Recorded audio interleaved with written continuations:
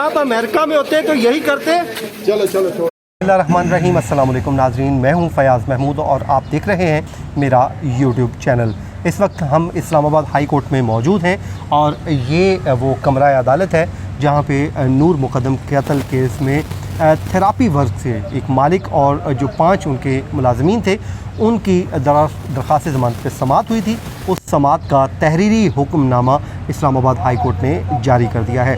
उस तहरीरी हुक्मनामे में क्या लिखा गया है उस पर हम बात कर लेते हैं। इसके अलावा जो पीर और इतवार की जो दरमियानी शब थी उस दिन अडयाला जेल में जो कुछ हुआ उस पर भी हम बात करेंगे। तो आज हमें ज्वाइन किया है सब आप जानते हैं साकिब बशीर साहब, हमारे कोलीग हैं, हमारे साथ होते हैं। साकिब साहब आपका बहुत शुक्रिया, आपने हमें वक्त दिया। साकिब साहब, जो तहरीरी हुक्मनामा जारी हुआ है उसमें अदालत ने क्या लिखा है वो पहले थोड़ा सा बता दीजिए, फिर हम अपनी बात को आगे बढ़ाते हैं। अदालत ने एक तो जो पटिशनर हैं शौकत मुक़द्दम, उनके वकील के जो आर्गूमेंट्स थे उनको रिप्रोड्यूस किया है, जिसमें उन्होंने वाज़े तौर पर यह कहा है कि जो एडिशनल सेशन जज का जो फ़ैसला है वो दुरुस्त नहीं है कानून की नज़र में, और 2-3 मेजर पॉइंट्स उन्होंने जो दिए थे कि क्यों दुरुस्त नहीं है। उनको अदालत ने जो फ़ैसले में लिखा है कि एक तो पॉइंट ये था कि जो पटिशनर थे जिन्होंने नीचे से ज़मानत ली, उन्होंने अदालत को अपनी पिटीशन में आगाह नहीं किया था कि जाकिर जाफ़र और असमत आदम जी जो को अक्यूज़ड हैं इस केस में, उनकी एक और कोर्ट से ज़मानत रिजेक्ट हो चुकी है। ये फैक्ट जो है वो बताया नहीं गया था। इसके अलावा जो इनका रोल है उससे मुतल्लिक भी बात की थी उनके वकील जो हैं शौकत मुक़द्दम के, तो उन तमाम को अदालत ने रिप्रोड्यूस किया है। और उसके बाद जो 6 मुलज़म हैं, एक चीफ़ एग्जीक्यूटिव ऑफिसर हैं जो डॉक्टर ताहिर ज़हूर और 5 जो मुलज़मान हैं जो उनके मुलाजिम हैं, उन तमाम को अब नोटिस जारी किए हैं। ये तहरीरी हुक्मनामे में लिखा गया है। प्लस इसमें जो रिकॉर्ड है तफ्तीशी, जो इस तफ्तीशी अफसर हैं वो रिकॉर्ड भी नेक्स्ट डेट जो है उस पर पेश करेंगे और उसके बाद जो केस जो है वो आगे बढ़ेगा। अच्छा साकिब साहब, एक और चीज़ बताइएगा, हमारे नाजरीन मुसलसल पूछ रहे हैं कि इस्लामाबाद हाई कोर्ट में जो बेल है अब किस दिन लगेगी, तो उस हवाले से आप की जो फैसला है उसमें क्या कुछ लिखा हुआ है या कब तक आपकी इन्फॉर्मेशन क्या है, कब तक ये फ़िक्स हो सकती है दोबारा?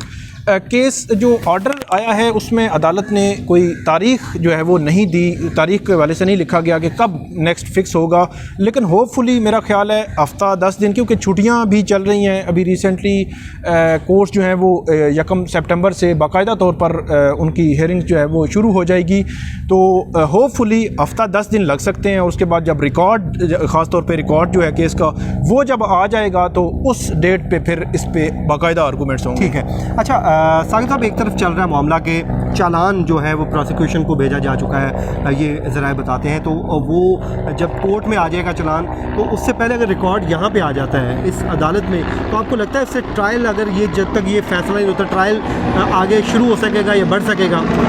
जी बिल्कुल, ये बड़ा आपने ज़बरदस्त सवाल किया है। इसमें यकीनी तौर पे कोई ऐसा मेकनिज़म बनाना होगा, क्योंकि वहाँ पे भी यही वकला होंगे और यहाँ पे भी शौकत मुक़द्दम या दूसरे साइड से वकील सेम ही तकरीबन होंगे। जो थेरेपी वर्क वालों होंगे उनका थोड़ा सा मुख्तलिफ है वकील, तो इनको ऐसा कोई मेकनिज़म यकीनी तौर पे बनाना होगा ताकि कंट्राडिक्शन ना आए।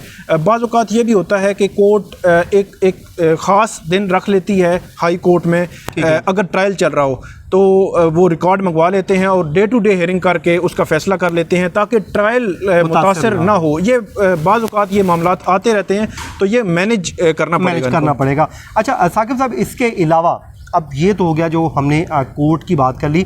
आज आपने ख़बर दी है अडयाला जेल की।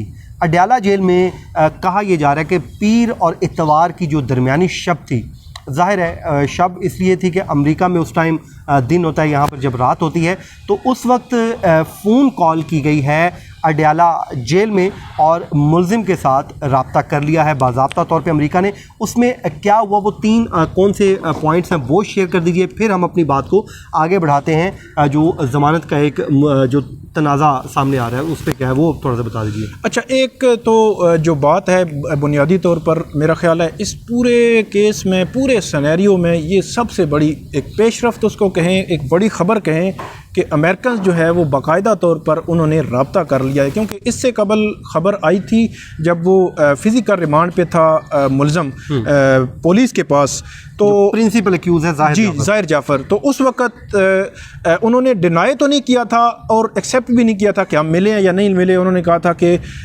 वहाँ के कवानीन जहाँ पे जिस मुल्ज़म ने अगर अमेरिकन नेशनलिटी होल्डर भी हो वहाँ के कवानीन उस पर लागू होते हैं और वही लागू होंगे, हम जो है कानूनी मुआवनत दे सकते हैं। ठीक है। अब बाकायदा तौर पर जो राब्ता हुआ है इसमें एक तो ये ख़बर है कि 25 मिनट की जो है वो टेलीफोनिक बातचीत हुई है। इट मीन कि ये केस पूरा डिस्कस हुआ है। ज़ाहिर है, उसके 25 साथ मिनट पूरा जो हो है वो ज़ाहिर सी बात है, कोई पहेलियाँ कोई लतीफ़े कोई ऐसी चीज़ तो यकीनन नहीं होगी। और वो सिर्फ आगे से कोई उनके वकला की टीम बैठी जी हो जो बिल्कुल, इधर लीगल टीम भी यकीनी तौर पे उनकी बैठी होगी और उन्होंने पूरी इट मीन कि उन्होंने पूरा केस डिस्कस किया है। और उसमें ये खबर भी आ रही है कि क्योंकि अडियाला जेल के हुकाम जो हैं वो उस कॉल के दौरान उसके साथ मौजूद थे, तो ये खबर भी आ रही है कि इसकी जानिब से ये गिला किया गया है या एक शिकायत कह लें आप। अब अमेरिकन हैं, सुपर पावर है, उसके सामने उसकी शिकायत लगाई हो कि ये जिस तरह बाकी जो कैदियों को सहूलतें दी जा रही हैं मुझे जो है वो नहीं दी जा रही। तो ये बड़ी मतलब डेवलपमेंट है और उसमें आने वाले दिनों में अगर अमेरिकन बाकायदा तौर पर बेशक लीगल उसमें मुआवनत के लिए जी अगर ऐड हो जाएं और उसके साथ आना शुरू कर दें तो मेरा ख्याल में इसमें केस पर असर भी पड़ सकता है। अच्छा, जैसे आपने बताया ना कि जो उसने शिकायत लगाई है, गुज़श्ता रात मेरी अमेरिका में ही एक वहाँ पे बात हो रही थी, एक अमरीकी थे वो, मैंने उनसे पूछा कि ये क्या यहाँ पे उनका कवानीन या अमरीकी शहरी है उसको क्या क्या सहूलियात मिल सकती हैं। तो उन्होंने कहा जी आपके जो कवानीन हैं वही लागू होंगे, अलबत्ता कोई सिटीज़न है अमेरिका का तो उस पर इतना अमेरिका ज़रूर करेगा कि वो अपने शहरी को जेल के अंदर जो बी क्लास की सहूलियात हैं वो दिलवाए। तो जैसे आपने ये बात की उसने शिकायत लगाई इसी वजह से लगाई होगी। तो ये एक बड़ी अहम डेवलपमेंट सामने आई है और जिसका साकिब बशीर साहब समझते हैं कि आने वाले दिनों में इसका इम्पैक्ट नज़र आएगा। तो मज़ीद इस पर क्या हुआ और भी कुछ है तो बताएं, हमारे नाज़रीन के साथ शेयर कर लें। इसके अलावा केस से मुतल्लिक़ ही उनकी आपस में जो डिस्कशन हुई है, मतलब दो किस्म के इम्पैक्ट आएंगे। एक तो ये मुल्ज़म जो है अडियाला जेल में है उसको बड़ा जो आम रूटीन में आप ये कह सकते हैं कि उन्होंने रखा हुआ है, कोई ख़ास उसको सहूलत नहीं है, किसी किस्म की कोई सहूलत नहीं है जो अडियाला जेल के ज़राए बताते हैं। और ये भी कहा जाता है कि वज़ीर आज़म भी इन केसेस को डायरेक्ट जो है वो देख भी रहे हैं, ये अडियाला जेल के ज़राए बताते हैं। तो इसलिए अब ये इनकी पहली जो कोशिश होगी कि फ़ौरी तौर पर उसको अच्छी सहूलियात जेल में दी जाएँ जो उसने मतलब अमेरिकन तक बात पहुँची है। ठीक है। और दूसरा मामला फिर कोर्ट साइड पर आएगा। अगर मैं इसको बड़े आसान अल्फाज में ये आपसे पूछूँ, क्या मैं इसको ये कह सकता हूँ कि पाकिस्तान ने बाज़ाब्ता तौर पे टेलीफोन के ज़रिए ही सही काउंसलर एक्सेस दे दिए? जी जी बिल्कुल, काउंसलर एक्सेस बिल्कुल दे दिया है और वो कोशिश कर रहे थे।